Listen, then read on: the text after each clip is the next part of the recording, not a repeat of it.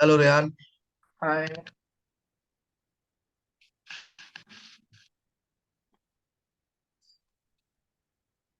Great. So, ma'am, we had met long time ago, I believe. If I'm not Yeah, wrong, somewhere in June or July. Right? yeah. Ran also recognized you once again. कह रहा ma'am Right. Mama he is the one उन्होंने हमें पहले बताया था या. जी, जी, जी. Yeah. So, Ryan, you are in Shrijan. You have a 91% in your class 10th, and you're Yeah. about to move from 11th to 12th now. You're a commerce with math student. Is that correct? Yeah. Yes. Great. Please tell me what are your queries and how can we proceed? So right now, like I'm in 11th and like I want to study in abroad. Okay. So I want to know which are the certain courses that I can pursue in future Okay. with So, commerce and maths. right. Look, there are n number of things that you can do. Okay? Right from studying accounts to economics to business to mathematics, anything can be, done that way. So you will have Yeah. to tell me that, what is your interest area?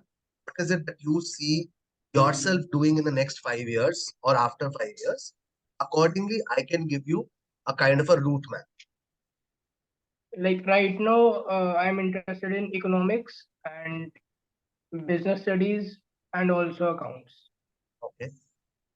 Okay. So what we can do is we can look at courses in finance where the combination of economics, business, as well as a little bit of accounting, all three will be put together. Okay. And as you Okay. know, it's a very thriving area right now. So there are a lot of job prospects in finance sector. For example, you might be working with banks, that is the basic financial job. You Yeah. might be working with consulting firms, okay, where you will be giving advices to corporates or probably to consumers regarding their investments. Or probably you can work as an investment banker where you can help startups to raise funding and you can help investors to uh, s- grow their money. Okay, so that is another area to look at. And then there is analytical finance where probably you are helping merger and acquisitions to happen, or probably you're doing risk calculations, or probably you're doing treasury management. Okay. So these are various sorts of things that probably you can do right after finance. Okay. Mm. And if you have, I mean, out of eco, ESP and accounts, is there anything that is more closer to your heart than the rest of the two? Economics. Okay. So pure economics leads to several things. So there are six forms of economics. So you might be doing something like agricultural economics, health Yeah. economics, microeconomics, socio-political economics, environmental economics. So there are tons of types of economics. So what you can do is take up a unified course of economics where you can get to study everything. So what you will be doing is known as BSc economics at some places, and at some places it is known as BA economics. Okay. Yeah. So in UK and in Europe, the course duration is 3 years. In Canada and in US, the course duration is 4 years. Okay. Okay. So any country that you have in your mind where you would like to go and study? Actually, the thing is, अभी हमने ना सोचा यही है कि अभी पहले तो हम इसका इंटरेस्ट देखना चाह रहे हैं कि किस चीज में इसको इंटरेस्ट है. फर्स्ट ऑफ ऑल तो कि क्या करे कोर्स, इसको क्या सब्जेक्ट्स अच्छे लग रहे हैं. आफ्टर दैट हमने अभी ये सोचा है कि कनाडा एंड ऑस्ट्रेलिया के लिए सोचा था. मोस्ट प्रोबेबली कनाडा के लिए. ओके. तो बट देखो एक, जी बताइए. बट अब हम इसका इंटरेस्ट सोच रहे हैं कि इसके क्या सब्जेक्ट्स अच्छे लग रहे हैं, क्या लाइन आगे चूज करनी है. आफ्टर दैट हम बाहर अब्रॉड के लिए ट्रू. सो बेसिकली अपन क्या कर सकते हैं सोचे कि कि भाई इसने करना क्या है, कौन सा. तो अपन अभी क्या कर सकते हैं कि मैं आपको कुछ चीजें करने को दे सकता हूँ जिसके थ्रू ना आपको ये पता लगेगा कि मेरे को करने में अच्छा लगा या नहीं लगा. और जो जो चीजें अच्छी लगेंगी ना वो हमारे लिए पॉइंटर्स बनती जाएंगी. तब हम जाकर डिसाइड कर पाएंगे कि एक्चुअली अपन को ज्यादा मन किस चीज पे है. Right. For example let's say मैं आपको इकोनॉमिक बेस्ड ही कोई इंटर्नशिप दे देता हूँ. तो आप एक मल्टीनेशनल कंपनी के साथ एक प्रोजेक्ट कर रहे होते हो जो कि आप ऑनलाइन करेंगे, और वो प्रोजेक्ट करते हुए ना आप ये चीज जज करो कि मेरे को वो काम करने में मजा आया कि नहीं आया। That is far more important. जिस चीज में मजा आ जाएगा ना, then that is clear indication कि अपन उस डायरेक्शन में आगे बढ़ सकते हैं। और उसमें हम एक ही बार एक्सपेरिमेंट नहीं करेंगे, कम से कम 2 से 3 बार एक्सपेरिमेंट करेंगे, तब जाकर आपको पता लगेगा कि यार हाँ, ये वाली चीज मेरे को ज्यादा फन लग रहा है। ठीक है। अभी क्या है कि इकोनॉमिक्स के कुछ चैप्टर्स होते हैं 11th में जो बहुत इंटरेस्टिंग होते हैं। 12th में जाते जाते जब आप नेशनल इनकम पढ़ने लग जाओगे या ये सारी चीजें पढ़ोगे ना, जब कैलकुलेशन घुसने लग जाएगी इकोनॉमिक्स में, तब कई लोगों को ना इकोनॉमिक्स से मन उतर जाता है। कहते हैं, यार इसमें भी तो मैथ्स आ गई। तो सॉर्ट ऑफ जिन लोगों को नंबर्स नहीं पसंद, right? How about you like maths or not? Yes, I do. So majorly तो देखो, जिसको मैथ्स और इकोनॉमिक्स दोनों पसंद आ रहा होता है, तो कहीं ना कहीं इकोनॉमिक्स बहुत लॉजिकल सब्जेक्ट है। ठीक है? और अगर दुनिया के ज्यादातर प्रॉब्लम्स देखो आप, तो वो ज्यादातर प्रॉब्लम्स ना इकोनॉमिक्स के थ्रू सॉल्व हो जाते हैं। Yeah. जैसे इकोनॉमिक क्राइसिस ले लो, पॉलिटिकल सिचुएशंस ले लो, डेवलपमेंटल सिचुएशंस ले लो, ये सारी जो सिचुएशंस है वो इकोनॉमिक्स से सॉल्व हो जाती है। तो अगर अपन कनाडा अप्लाई करते हैं, तो तुम्हारे अभी तक जो मार्क्स है वो 91 है 10th में। 11th में तुम्हें क्या लगता है किस तरह का स्कोर आएगा? अभी तो I am thinking of 85 plus. Okay, अगर ऐसा स्कोर आता है, then we can look at University of Waterloo, we can look at University of British Columbia, which is probably the best university in Canada for economics and worldwide What also. man? University of Okay, British Columbia. British Columbia. Okay. So Waterloo is close to Ontario, 45 kilometers away from Ontario. British Columbia is in Vancouver Islands. Okay. Okay. And then we can look at this university called McMaster. McMaster, that's in Ontario region. And then we can also look at this university called York University. That's also in Ontario. Okay. Your York, McMaster, Waterloo, and UBC. And UB. probably UBC is University of British Columbia. Okay. So one more university we can try. It will be difficult. They normally like to recruit people who are above 95%, but we can definitely try. And that is University of Toronto. So that is Canada's #1 university for any kind of a course. It is ranked very high across the world. So it is probably 43rd university of the world right now. So these are 3 or 4 universities Uh, that, University of what? Toronto. Toronto. Okay, Toronto. Okay. Okay. So I'm writing it for you. Toronto, Waterloo, UBC, York, and McMaster. तो बोल देना हो जाएगा. What? This is York.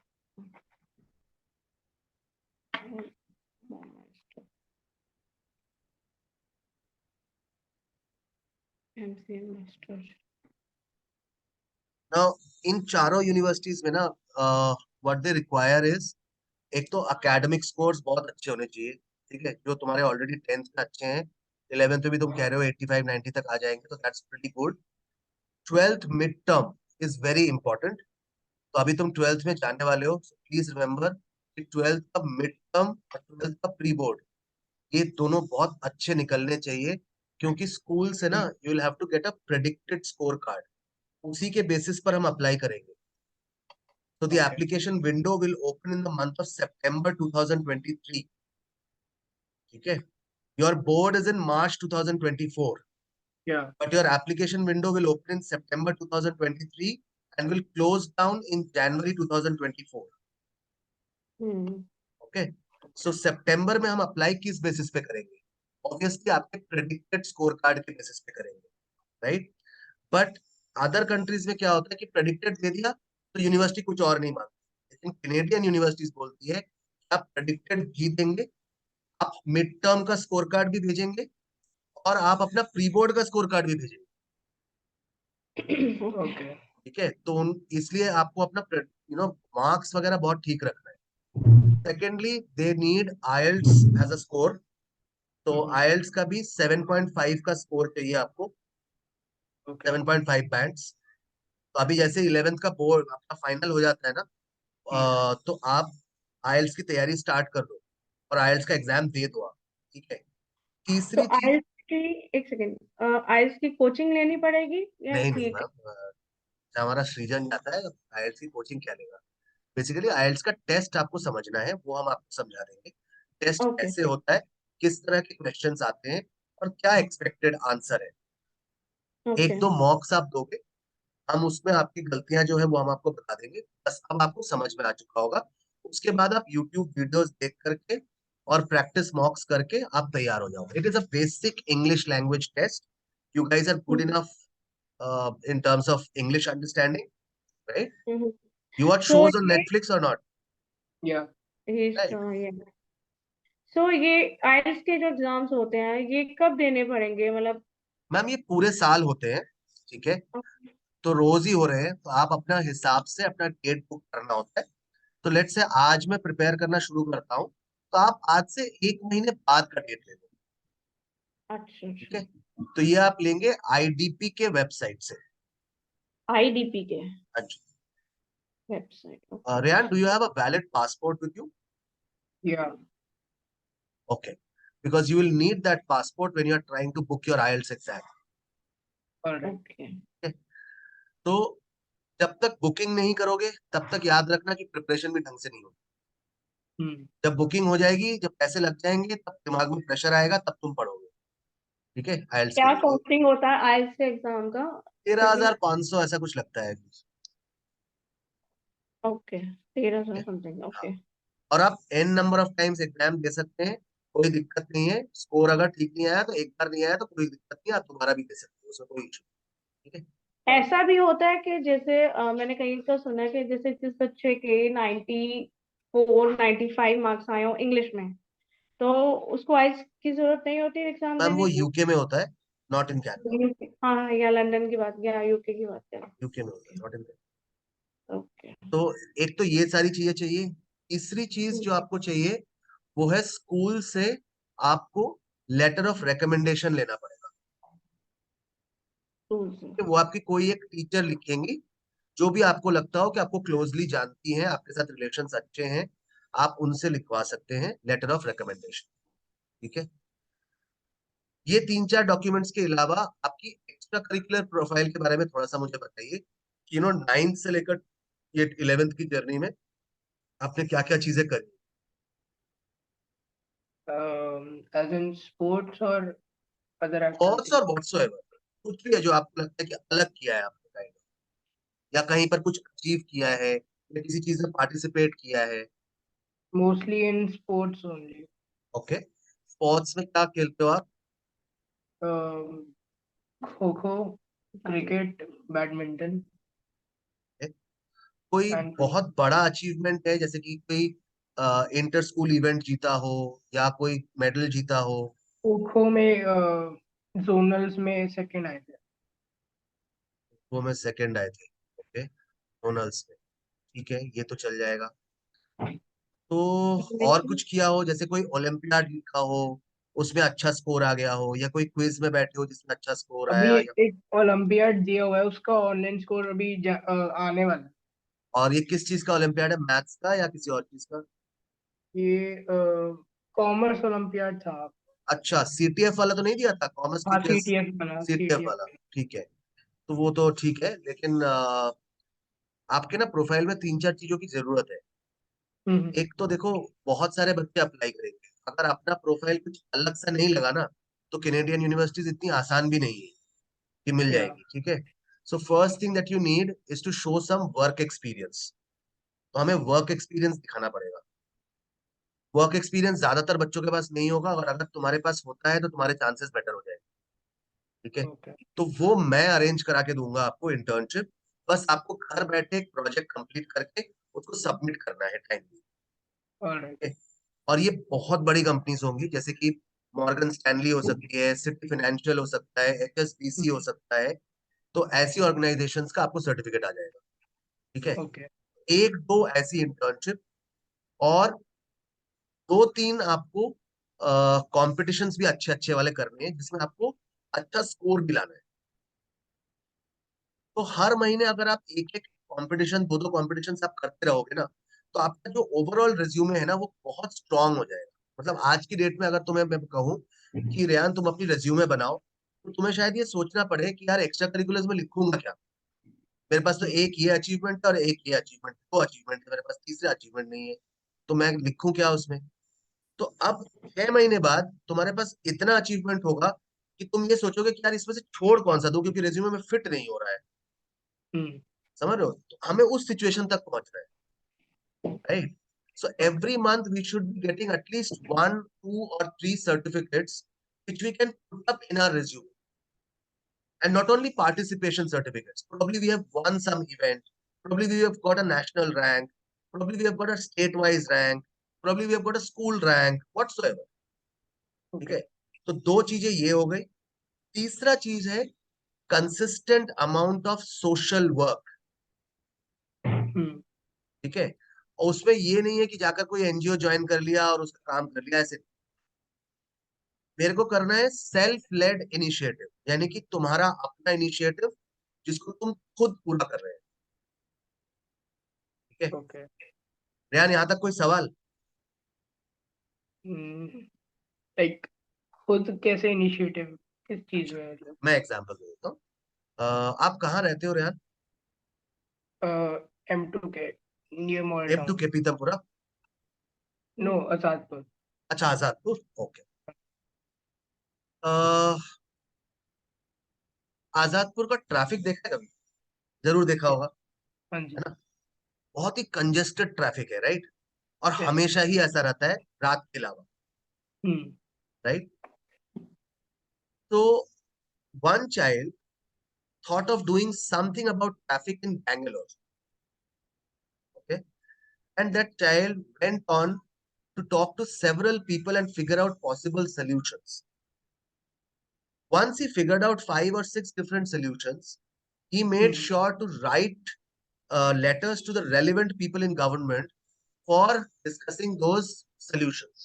Okay. Okay. And this worked for him. The people who he wrote to, they appreciated his idea and they give him testimonials against it. Okay. So this kind of a thing. Another student of mine lives in Ghaziabad. He is driving a Say No to Plastic campaign for the last 6 months. तो उसने इतना अच्छा काम किया है कि अपने यहाँ से सारे प्लास्टिक्स वो कलेक्ट करवाता है, बगल वाली आरडब्ल्यूएस से भी कलेक्ट करवाता है और एक और सोसाइटी से कलेक्ट करवाता है, और वो सारी एक रोड मेकिंग कंपनी को डिस्ट्रीब्यूट कर देता है, क्योंकि आजकल ना रोड्स बनाने में प्लास्टिक का यूज हो रहा है, तो वो लोग वो एक्सेप्ट कर लेते हैं। तो 6 महीने तक जब ये लगातार करता रहा, तो तीनों आरडब्ल्यूए के प्रेसिडेंट्स ने उसको टेस्टिमोनियल लिख के दिया, और वो जो रोड मेकिंग कंपनी जिसको वो प्लास्टिक दे रहा है, उन्होंने उसको एक टेस्टिमोनियल लिख के दिया।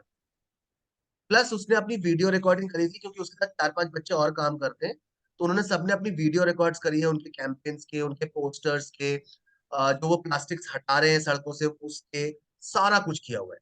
तो this is a wonderful way of showcasing yourself to universities that आपको एनजीओ तब ज्वाइन करोगे जब आपको सर्टिफिकेट चाहिए। यहाँ आप बोल रहे हो कि मुझे सर्टिफिकेट नहीं चाहिए, मुझे वैसे ही दुनिया का अच्छा करना है, तो निस्वार्थ सेवा कर रहा हूं मैं।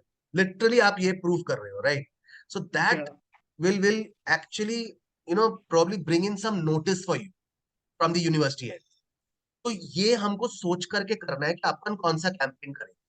तो इसके लिए मैं आपको एक कोच दूंगा जिनके साथ आप डिस्कस करोगे कि आप आते जाते स्कूल से या कोचिंग से या सड़क पे चलते हुए क्या ऐसी प्रॉब्लम्स है जो आपके नजर में आ रही है, और उनके बारे में आप क्या करना चाहते हो। Where do you want to reach with that problem. बीच का जो रास्ता है ना, वो हम आपको बता देंगे कि कैसे पहुंचा जाएगा। लेट्स से आप देखते हो कि आपके घर के आसपास यार ट्रीज ही नहीं, बिल्कुल एकदम वेजिटेशन है ही नहीं हमारे यहाँ, तो यार हम ये भी कर सकते हैं कि आपके घर के आसपास आरडब्ल्यूएस से बात करके, सरकार से बात करके, we can start planting trees at various places and we can keep on maintaining them, beautify भी कर सकते हैं, राइट। तो ऐसे इनिशिएटिव्स भी लिए जा सकते हैं। तुम अपने साथ लोगों को जोड़ सकते हो, आसपास के पार्कों को सुधार सकते हो, आसपास के पार्कों में बड़े बूढ़ों के बैठने के लिए जगह बना सकते हो, उनके एक्सरसाइज के लिए काम कर सकते हो, छोटे अंडर प्रिविलेज बच्चों को पढ़ा सकते हो। और भी ऐसा बहुत कुछ हो सकता है। जब हम आइडिएट करने बैठेंगे तो ऑब्वियसली हमारे दिमाग में भी 4 आइडियाज आएंगे, तुम्हारे दिमाग में भी आएंगे, तो हम कोलैबोरेट करके एक सिंगल आइडिया बनाकर उस पर काम कर सकते हैं। ठीक है, Okay. तो that is something that you can work out on. तो ये सारा कुछ जो होगा ना, इसमें आपको पढ़ाई आपकी बिल्कुल डिस्टर्ब नहीं होगी, क्योंकि आपको वीक में हम कोई 6 आवर्स का काम देते हैं टोटल वीक, तो वो बड़े आराम से आप कंप्लीट कर लेंगे। और वीक में एक बारी मीटिंग होती है जो आपके कोच के साथ होगी, बस आप कोच से मिलेंगे, थोड़ा इंस्ट्रक्शंस लेंगे कि इस हफ्ते मुझे क्या क्या करना है, अब पिछले हफ्ते आपने क्या क्या किया वो आप सारा ब्यौरा देंगे। एंड देन आपके एक सेकंड कोच होंगे जो आपको फॉलो अप के लिए कॉल करेंगे हर तीसरे दिन, और आपसे पूछेंगे कि आपने कितना काम कर लिया है, कहीं कोई प्रॉब्लम तो नहीं आ रही है। तो आप उनके साथ शेयर करेंगे, वो बिल्कुल आपके फ्रेंड जैसे ही है, तो आप उनसे शेयर करेंगे, हाँ ये मैंने किया था, ये वाला नहीं हो पा रहा है, आप यहाँ पे हेल्प करा दो, तो वो फिर आपकी हेल्प कर देंगे उस चीज को करने में। ठीक है, Okay. ऐसे करके हम लोग पहुंचेंगे अगस्त तक। तब तक आपने काफी कुछ कर लिया होगा। अगस्त से हम शुरू करेंगे एप्लीकेशंस का काम। ठीक है, तो उसमें आपको एसेज लिखने पड़ेंगे, फिर उन एसेज को हम एडिट करेंगे, फॉर्म्स भरेंगे, सारा डॉक्यूमेंट्स अपलोड करेंगे, आप स्कूल से डॉक्यूमेंट्स लाओगे उनको अपलोड करेंगे। फिर हम जनवरी से मार्च के बीच में आपके ऑफर्स आएंगे, तब तक आपको आराम से बैठना है, ऑफर्स रिसीव हो जाएंगे, फिर उसके बाद हम वीजा का काम करेंगे। तो अगस्त अगले साल, अगस्त 2024 में आप कनाडा के लिए निकल पड़ोगे यहाँ से, और सितंबर Okay. में आपकी क्लासेस स्टार्ट हो जाएंगी। एक और क्वेश्चन मेरे माइंड में था, is it the right time to send, मतलब आफ्टर 12th, मतलब is it good ma'am time to देखो, right I now? Would I would rather say you are just taking an a chance right now. अभी तो हमें पता भी नहीं कि एडमिशन होगा कि नहीं, पहली बात। तो हम्म। आप क्या करें कि आप इंडिया और अब्रॉड दोनों जगह अप्लाई करके चलिए। अभी देखते हैं मैम कि हमको कहाँ एडमिशन मिलता है।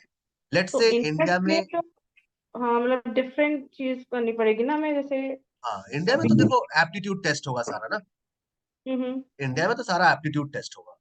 तो इंडिया हाँ में जी। जैसे for example let's say Ashoka apply करते हैं, तो अशोका में बहुत हम्म। अच्छा एक कोर्स है, बीएससी इकोनॉमिक्स एंड फाइनेंस। ठीक है, तो उस कोर्स के लिए भी हमें इन सारी प्रोफाइलिंग की जरूरत पड़ेगी, बस वहाँ जो एडमिशन का प्रोसेस होता है वो बिल्कुल बाहर की यूनिवर्सिटीज की तरह होता है। वही एसेज लिखने होते हैं, इंटरव्यूज देना होता है, उनका एंट्रेंस देना होता है, प्रोफाइल लिखी जाती है, सर्टिफिकेट्स देखे जाते हैं, सब कुछ देखे जाते हैं। काफी हम्म। अच्छा यूनिवर्सिटी नाम कमा रही है। तो अशोका अप्लाई कर सकते हैं, फिर आप फ्लेम यूनिवर्सिटी पुणे कर सकते हैं, क्रिया यूनिवर्सिटी कर सकते हैं, 3 यूनिवर्सिटी ये वाला कर सकते हैं, प्लस दिल्ली यूनिवर्सिटी जरूर अप्लाई कीजिए। 5 IIMs हैं, IIM Indore, IIM Rohtak, IIM Ranchi, IIM Jammu, इनको आप अप्लाई कीजिए। और दिल्ली यूनिवर्सिटी का बीएमएस का प्रोग्राम अप्लाई कीजिए, प्लस आप नारसी मुंजी में अप्लाई कीजिए। ये सब कुछ अप्लाई कर दीजिए।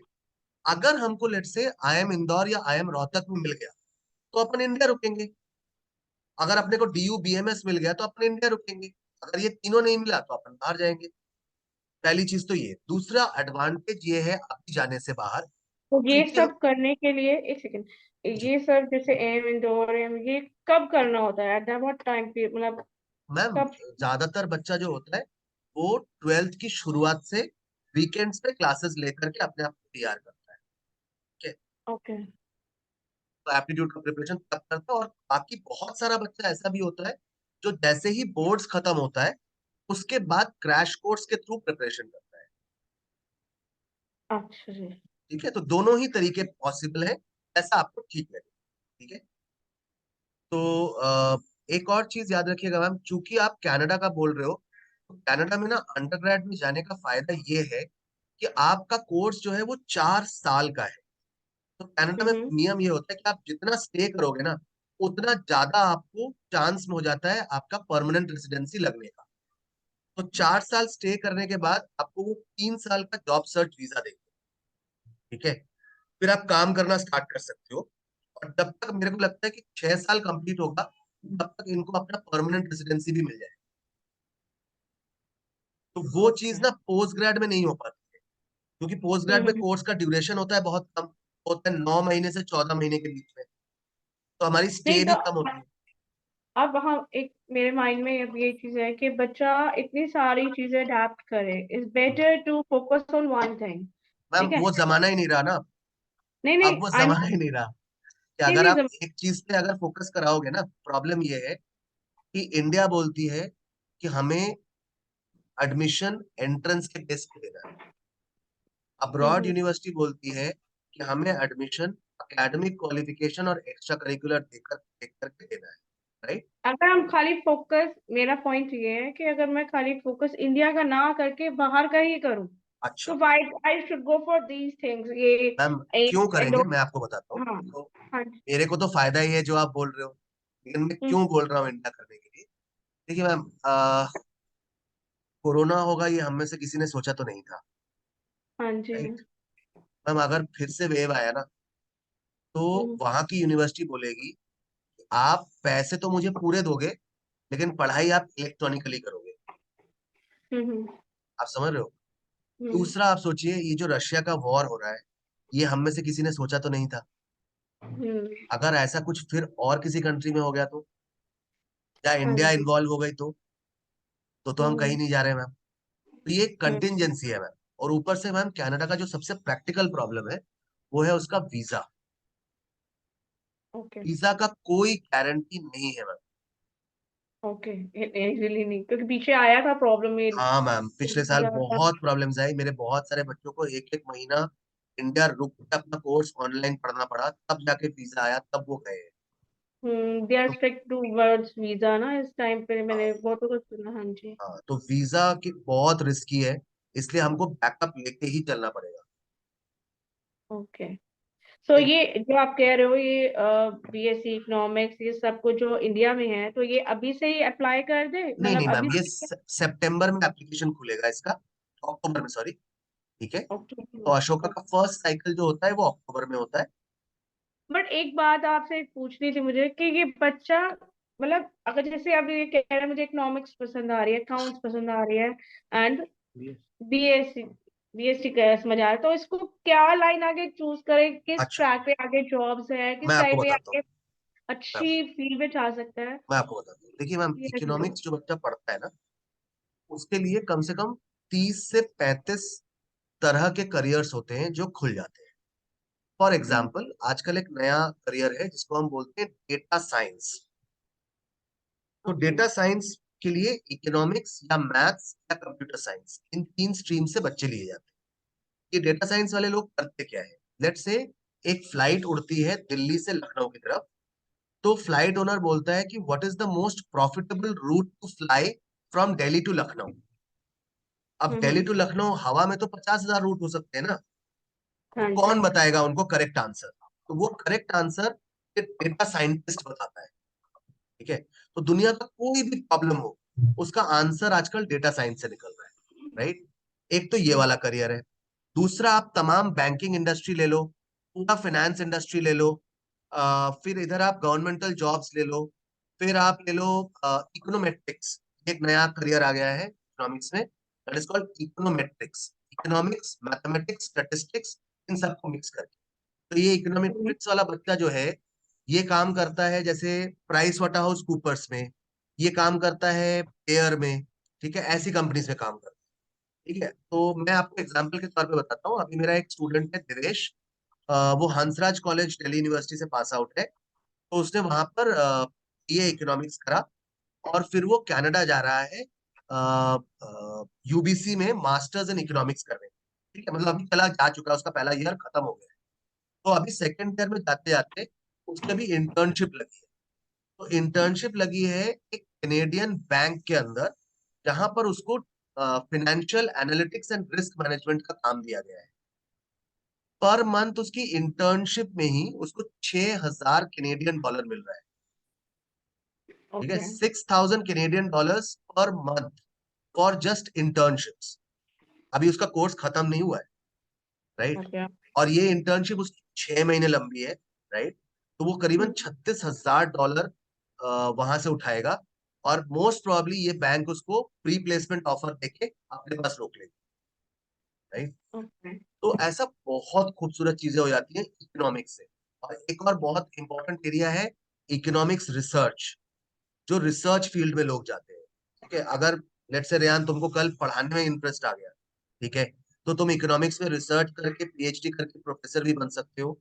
तुम वहाँ की गवर्नमेंट को भी हेल्प कर सकते हो डिप्लोमेसी में इकोनॉमिक्स पढ़ के, राइट। फॉर एग्जाम्पल हमारे यहाँ देखो तो जो हमारे पुराने फाइनेंस मिनिस्टर थे चिदम्बरम साहब, वो इकोनॉमिक्स ग्रेजुएट हैं। आप अरुण जेटली को देखेंगे, वो इकोनॉमिक्स ग्रेजुएट हैं। आप उसके बाद कोई भी और बड़े से बड़ा मिनिस्टर उठाओ आप, जो आप देखोगे दिल्ली स्कूल ऑफ इकोनॉमिक्स, आपने नाम सुना होगा, Delhi school Yes. Of economics के सारे लोग बड़े स्टॉलवर्ड्स होते हैं, और ये सब ने इकोनॉमिक्स पढ़ा होगा। और कोई किसी फील्ड में ग्रेट है, कोई किसी फील्ड में ग्रेट, राइट। Hmm. सो बैंकिंग से लेकर के नॉर्मल इंडस्ट्रियलिस्ट तक, स्टार्टअप से लेकर के पॉलिटिक्स तक, आज इकोनॉमिक्स के लोगों की धाक है। सो इट्स वन कोर्स जो हर जगह यूज हो रहा है, हर जगह उसका ऑप्शन है इन टर्म्स ऑफ करियर्स। और बहुत सारी फील्ड्स के लोग इकोनॉमिक्स के बच्चों को उठाना चाहते हैं, रिक्रूट करना चाहते हैं, काइंड ऑफ। ठीक है, so you will be absolutely safe with lot of options around. एक और चीज पूछनी थी, जैसे कनाडा में लैंग्वेज इज अ फ्रेंच, है ना? मैम वो एक रीजन में चलता है, that is called Quebec. Okay, ऐसा कुछ फ्रेंच का वहाँ पे इतना स्कोप नहीं है? अब नहीं नहीं, हम ऐसा नहीं है, सोचते फ्रेंच तो उनका सेकंड लैंग्वेज है मैम, है ना, सेकेंड लैंग्वेज। सेकंड लैंग्वेज है। तो उनकी काफी जनता, जो उनकी रेसिडेंशियल जनता है, वो फ्रेंच का इस्तेमाल करती है। लेकिन वो लोग ना ज्यादातर क्यूबेक में रहते हैं, तो या ओंटारियो आई में हैव रहने। हर्ड, जैसे यूएस में अब जैसे स्पेनिश है, ठीक है, तो with in 1 or 2 years Spanish is the, मतलब वहाँ पे इंग्लिश से ज्यादा स्पेनिश को आगे फोकस करेंगे। मैंने अभी जहाँ तक बात तो मेरी हुई है, मेरे एक दो फ्रेंड्स भी रहते हैं, तो स्पेनिश को आगे फोकस किया कि स्पेनिश ही आगे ज्यादा बच्चे को आगे करनी चाहिए। तो it's like in Canada also कि फ्रेंच नहीं नहीं नहीं मैम, इंग्लिश। ऐसा ऐसा कुछ भी नहीं है। 90% बच्चा जो मेरे यहाँ से जाता है, उसको इंग्लिश के अलावा कोई और लैंग्वेज आती ही नहीं, that way, है ना। तो ऐसा कोई दिक्कत नहीं है, क्योंकि देखो ओंटारियो में सब इंग्लिश बोलने वाले लोग हैं। वैंक्यूवर में सारे इंग्लिश बोलने वाले लोग हैं। सिर्फ एल्बर्टा और क्यूबेक रीजन में दो ही ऐसे रीजन हैं जहां पर फ्रेंच बोला जाता है। इसके अलावा कुछ छुटपुट रीजन, जैसे कि सास्केचुआन हो गया या मैनिटोबा हो गया, ऐसी जगहों पे आपको फ्रेंच बोलना पड़ता है। ठीक है, तो फ्रेंच बोलने के कारण फायदा ये होता है कि आपको इंग्लिश भी आती है, फ्रेंच भी आती है, तो आप दोनों जगह नेटवर्किंग कर सकते हो, राइट। लेकिन उससे अगर आपको जॉब भी नहीं अच्छी हो आता है ना, जाती है। ओके नहीं आता है ना, तो कोई दिक्कत नहीं है मैम, वहां सबको इंग्लिश बोलना आता है। तो आपको ओके जॉब मिलने में या नेगोशिएशंस करने में या मीटिंग्स करने में या नेटवर्किंग करने में, दोस्ती करने में कोई दिक्कत नहीं आती। ओके। और कोई चीज रेहान तुम्हारे दिमाग में या मैम आपके दिमाग में, आप बताइए। पूछो, कुछ नहीं रिमाइंड में नहीं, आगे क्या वो करना है, जब बात ही करो।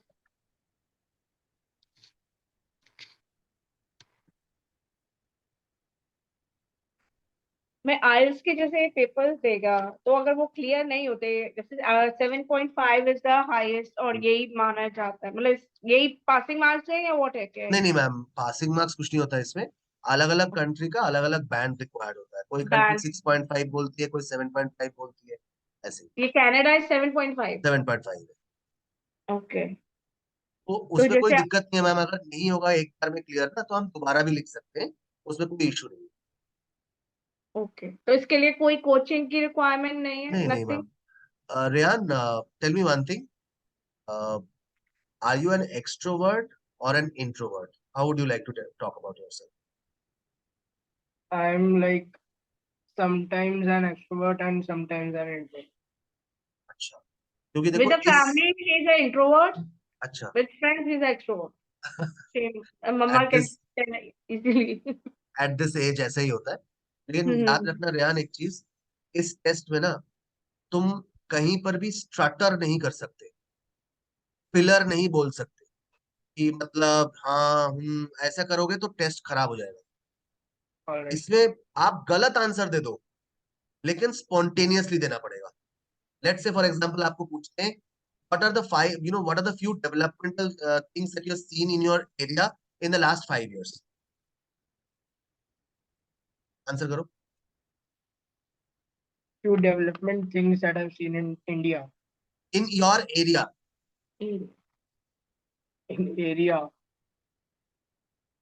Um, रेयान पहले बता देता हूँ, झूठ बोल, सच बोल, जो चाहे बोल, बस बोल, टेंशन नहीं लेने का। अभी as such माइंड में कुछ आ नहीं रहा। यही यही होने वाला है रेयान, बस यहीं पे स्ट्रगल करोगे आप। तो इसको हम बोलते हैं स्पीकिंग का टेस्ट। ठीक है, दो जगहों पे नंबर कटते हैं, एक होता है लिसनिंग का टेस्ट, एक होता है राइटिंग का टेस्ट, एक होता है स्पीकिंग का टेस्ट। ठीक है, तो राइटिंग और स्पीकिंग ये दो जगहों पे मार्क्स कटते हैं। ठीक है, तो आपको बिल्कुल वो व्हाट्सएप लैंग्वेज में बात नहीं करनी है और व्हाट्सएप लैंग्वेज में लिखना नहीं है, आपको प्रॉपर इंग्लिश में लिखना है, पहली चीज। दूसरी चीज, जब आपसे क्वेश्चन पूछा जाए ना, आपको बेखौफ आंसर देना है, सोचना नहीं है, बस आंसर देना है। Okay. जहां आप सोचने लग गए ना, वहां आप रुक जाओगे, और रुक गए तो इसमें फेल हो जाओगे। आप देखोगे आपके सारे चीजों में 6.5 से अबव आया है, स्पीकिंग में 5.5 या नीचे आ गया, तो वो टेस्ट हमारे लिए बेकार हो जाएगा, फिर से दोबारा हमको टेस्ट देना पड़ेगा। तो आपको सोचना नहीं है, बिल्कुल बेधड़क बोलना है, चाहे आप गलत बोल दो, कोई फर्क नहीं पड़ता। कौन आके देख रहा है कि तुम बोल रहा है, तुम्हारे एरिया में हुआ भी है कि नहीं, तो कोई फर्क थोड़ी पड़ रहा है उससे। समझ रहे हो मेरी बात? उसने अगर पूछा कि तुम्हारे एरिया में डेवलपमेंट क्या हुआ है, लेट से तुमने क्या कह दिया कि तुम्हारे यहाँ एक गुड़ का अस्तबल खुला है, तो वो आके चेक थोड़ी ना करने वाला है, right? So is not going to check, right? And जो पूछ रहा है वो गोरा है, उसको तुम्हारे एरिया के बारे में कुछ नहीं पता। True. समझ गए? तो आपको बस इतना समझ आना चाहिए, दैट्स इट। क्या मेरे को बस बोलना है, बस खत्म कहानी। वो हेजिटेशन आ जाती है ना, एक जैसे आपने एकदम से पूछा what's the development in your area, वो अभी माइंड प्रिपेयर होगा, वो क्या आंसर दूं, सर जज तो नहीं नहीं नहीं, करेंगे, इट्स लाइक वो दिमाग में आ रहा होगा। हाँ, तो ये हेजिटेशन रखनी नहीं है। बस तुम ये सोचो तुम ऐसे कंपटीशन में हो जहां बोलने के पॉइंट्स, ठीक है, और सही बोलने के, अंग्रेजी सही होनी चाहिए बस। लॉजिक चाहे कुछ भी हो, अंग्रेजी सही होनी चाहिए बस। समझ रहे हो?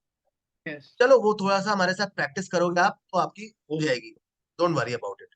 एज सच कोचिंग की जरूरत तो नहीं पड़ेगी। ठीक है, चलिए, और कोई चीज मैम? बस यही मेन को मेरा क्वेरीज थी कि भाई क्या आगे करे, किस सब्जेक्ट्स में जाए, किस फील्ड में आगे जाए। मैम मैं तभी हम आपको ना एक कनाडा, नट अगर हम शेल में बाहर, थोड़ा सा समझा देता हूँ कि अपन क्या करेंगे। कि जब हम काम शुरू करेंगे ना, सबसे पहले रेयान के साथ हम एक साइकोलॉजिस्ट को बिठाएंगे, जो रेयान को थोड़ा असेस करके ना ये कोशिश करेंगे पता करने का कि इसका इंटरेस्ट एरिया किस तरफ है, किस तरह के करियर्स इसके लिए ठीक रहेंगे। फिर हम उस हिसाब से ना इसको एक्टिविटीज देंगे, और हम अपनी बात पर श्योर होने लगेंगे इसका रिएक्शन देखकर। जब हम 2-3 बार एक जैसा ही रिएक्शन हमको मिलेगा किसी चीज के लिए ना, तो हम एक श्योर शॉट रास्ता ले पाएंगे, और ये करने में हमको कोई 20 से 25 दिन का वक्त लगेगा। ओके जी, ठीक है। तो हम, अगर हमने नेक्स्ट मीटिंग में, मैंने अपने हस्बैंड के साथ ही करनी है इनको, इसको लेके, तो वो कब करें हम? मैम मेरे हिसाब से जितना जल्दी कर लो उतना अच्छा है। कल सैटरडे आई है, एम जस्ट परसों संडे। वेटिंग फॉर, मतलब इसके exams are coming from 17th, he will be busy, मतलब ट्यूशंस एंड ऑल, देखिए इज बिजी, तो वही टाइम नहीं मिल पाता ना, बच्चा ट्यूशन में होता है ना, तो कोई प्रॉब्लम। मैम अगली मीटिंग में बच्चे की होने की जरूरत नहीं है, आप दोनों होंगे तो सब कुछ तय हो जाएगा। तो हम कल भी कर सकते हैं, परसों भी कर सकते हैं। तो it's an online or offline you will do? Online ही मिलेंगे मैम। ऑफलाइन तो मैम आप लोग नॉर्थ रहते हो, मैं साउथ में बैठा हूँ। हम्म। वैसे आप लोग आना चाहे तो मोस्ट वेलकम, फाइन। ठीक है, तो इसका क्या है, मतलब फी स्ट्रक्चर नहीं, मैम, आपके ही बेटर, आई थिंक सो आप। कोई नहीं, मैं हाँ आपको जी। आइडिया भी दे देता हूँ। देखो, हम अपने पैकेज में 5 यूनिवर्सिटीज की एप्लीकेशन और 8 महीने की प्रोफाइलिंग को रखते हैं। तो इसमें हमारा टोटल कॉस्टिंग बैठता है 45,000 rupees for profiling and 60,000 rupees for application to 5 universities. तो टोटल आपका हो गया 1,05,000। ये फीस अगस्त 2024 तक एप्लीकेबल है। ओके, ठीक है, मतलब 1,05,000। हम्म। इसमें आपकी एप्लीकेशन होना, आपका वीजा होना। मैम सॉरी, आपकी पहले वॉइस क्रैक हो रही है, सॉरी, आप दोबारा बताएं मैम।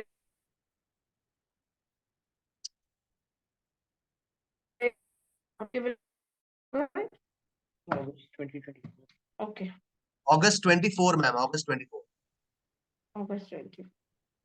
हाँ, बेसिकली आपका वीजा जब तक नहीं होगा तब तक हमें आपके साथ रहना पड़ेगा। हम्म। और जो भी आप इसकी प्रोफाइल्स एंड और इस पे सारा आप वर्क करेंगे, जो भी इसकी रिज्यूमे बनेगा, एवरीथिंग यू हाँ जी, डू दैट। हाँ जी। ठीक है। और अगर अब इसको आइल्स के exam you are saying from next month से दे दे आफ्टर हाँ, एग्जाम। नेक्स्ट मंथ दे सकता है। और बहुत ज्यादा कर रहे हैं तो आप गर्मियों की छुट्टियों में दे देना एट मैक्स। ठीक है, दैट विल बी फाइन। ठीक है, तो आप मुझे बस ये सिलेक्ट करके बता देना मैम कि आपको कल या परसों में कितने बजे मिलना है, क्योंकि कल और परसों तो सैटरडे संडे होता है तो हमारा भी थोड़ा सा चौका ब्लॉक होता ही है, क्योंकि काफी अपॉइंटमेंट्स होते हैं। तो मैं उस हिसाब से अंजलि को बोल दूंगा, वो अपॉइंटमेंट फिक्स कर देगी। ठीक है, मैं हाँ अंजलि से ही बात कर लेती हाँ, हूँ आप कि एक किस बार। टाइम पे अवेलेबल है। और अगर ठीक। मैं वहां पे आना चाहूँ तो आई कम वो देयर। हाँ, आप बहुत बढ़िया। निधि आपके यहाँ से ही है? हाँ निधि, मैम, निधि तो मेरी कलीग है। ओके ओके, वो इंडियन में करती, इंडिया। जी जी जी जी जी, वो इंडिया वाला है। मेरी बात हुई थी तो शी हाँ। टोल्ड मी कि मैं इंडिया पे करती हूँ, आप अब्रॉड के लिए मैं जी। बता दूंगी आपको। ओके, ठीक है, मगर हमें इंडिया के लिए भी ये करना ही मैम पड़ेगा। करना चाहिए, बिल्कुल करना चाहिए, एप्टीट्यूड करना टेस्ट चाहिए। के लिए करना चाहिए, बिल्कुल। तो ये कब से, ये अक्टूबर से अप्लाई करते हैं?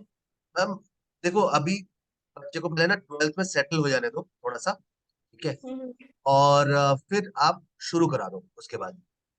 उससे पूछ लो, निधि से पूछ लो अगला बैच कब आ रहा है, उस हिसाब से फिर आप प्लान कर लो। अच्छा, फिर हमें दोनों करना पड़ेगा, इस साइड भी इस साइड भी? करना ही चाहिए मैम, क्योंकि कल का कुछ नहीं पता ना। ओके। और सोचो ना मैम, हम वहां जाएंगे, इतना सारा पैसा खर्च होगा, और अगर हमारा बीयू में बीएमएस हो गया, ठीक है, तो 30,000 रुपए में 3 साल की पढ़ाई हो जाएगी, और कम से कम 15 से 18 लाख का इसका पैकेज लग जाएगा। समझ रहे हो आप? हम्म। तो क्या बुरा है उसमें, राइट? और एक और बात बताओ, अगर हम कनाडा का ना करके ऑस्ट्रेलिया का भी सोचते हैं देन? हाँ, ऑस्ट्रेलिया का भी कर सकते हो मैम। तो ऑस्ट्रेलिया में देखो, देर आर 8 टॉप यूनिवर्सिटीज, ठीक है। उसमें से जो अच्छी यूनिवर्सिटी है, जैसे कि यूनिवर्सिटी ऑफ मेलबर्न हो गई, हम्म। इसका रैंक होगा ऑल ओवर वर्ल्ड अभी 27th रैंक होगा। फिर ऑस्ट्रेलिया नेशनल यूनिवर्सिटी हो गई, राउंड अबाउट 42 या 47 का रैंक है इसका। और फिर है university of मोनाश, 58th rank in the world. ठीक है, ये 3 यूनिवर्सिटीज आप टारगेट कर सकते हो। आप यूं भी कर सकते हो मैम, आप 3 यूनिवर्सिटी कनाडा, 2 यूनिवर्सिटी ऑस्ट्रेलिया, ऐसा भी करा सकते हो आप मेरे से। ओके, हाँ नहीं हाँ। वैसे क्या ज्यादा है कि कनाडा और ज्यादा ज्यादा ऑस्ट्रेलिया? तो सही मैम कनाडा वाला है, ओके। क्योंकि देखो ऑस्ट्रेलिया का कोर्स होगा 3 साल का। ठीक है। हालांकि वो पीआर जो जॉब सर्च वीजा होता है वो देंगे वो 4 से 5 साल का। ठीक है। लेकिन ना उनके यहाँ जितनी जॉब्स है, उससे ज्यादा जॉब्स कनाडा में है।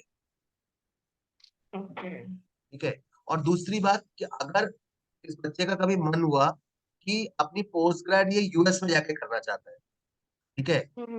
तो हम ऑस्ट्रेलिया के केस में ना फंस जाएंगे, क्योंकि ऑस्ट्रेलिया की ग्रेजुएशन होती है 3 साल की, और कनाडा की ग्रेजुएशन होती है 4 साल की। कनाडा में हमारे लिए रास्ता खुला रहेगा, क्योंकि US does not allow students with 3 year graduation degrees to come to United States for studies. तो 3 साल की डिग्री के साथ आप यूएस नहीं जा ओके, सकते। 4 इयर्स। 4 इयर्स की डिग्री चाहिए हो। ओके, ठीक है, ठीक है। कनाडा पे फोकस करें। ओके, हाँ, कनाडा फोकस करिए मैम, वो ज्यादा अच्छा है। ठीक है। ठीक है मैम, आप फिर अंजलि को बता दीजिएगा कल या परसों कब आपको मिलना है, तो उस हिसाब से हम कर लेंगे। ठीक है जी, थैंक ठीक यू है। So much. Okay, thank you. Thank you for bye bye coming. Rehan. Bye. Thank you. Bye.